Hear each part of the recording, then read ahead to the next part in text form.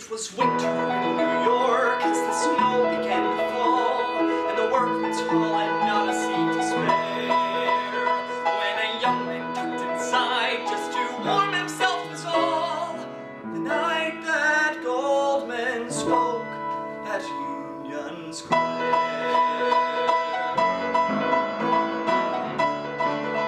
She was speaking loud and fast through a haze of noise and heat, and the smell of sweat and anger in the air. The police were standing by, but the crowd was on its feet. The night that Goldman spoke at Union Square. In the arms of fallen women, in the thought of suicide, like a firework unexploded, wanting light but never knowing how.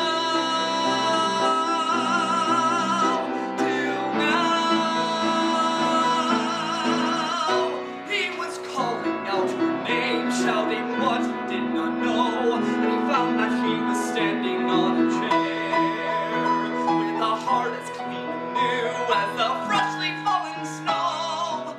The night that Goldman spoke at Union Square.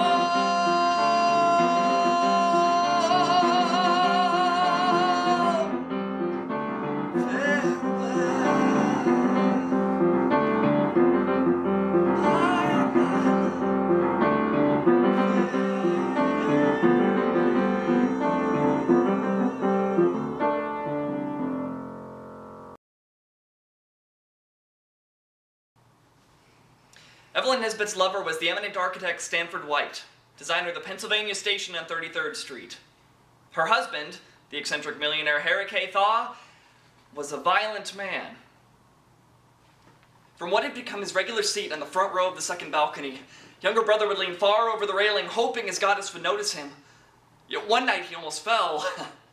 Evelyn caught sight of him and smiled. Life was suddenly wonderful and full of delicious possibilities. Daily Journal, Miss Nesbit. Is it true you haven't visited your husband in the asylum since the trial? I don't know what you're talking about. And you have nightmares about your lover's shot-off face? Hey, leave the lady alone! Thank you. You're at the theater every night. You've never missed a performance. You deserve a reward. Is that what you wanted? I love you, Miss Nesbit. Would you repeat that for the press? No, I really love you. You love the girl in the swing. Well, now you can say she's kissed you. But she could never love a man as poor or as thin or as nice as you. I'll blow you a kiss from the stage tomorrow night if I haven't forgotten all about you. I was going to change the world for you. We are suffering a tragedy that should never have been ours.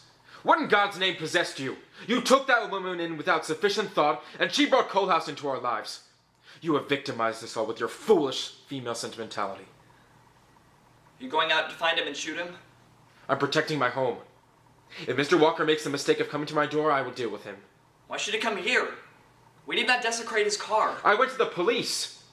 I told them this murdering madam was a guest in my home. I told them we were keeping his bastard child. I told them everything I knew. Did you tell them he's the same Negro man whose car they destroyed?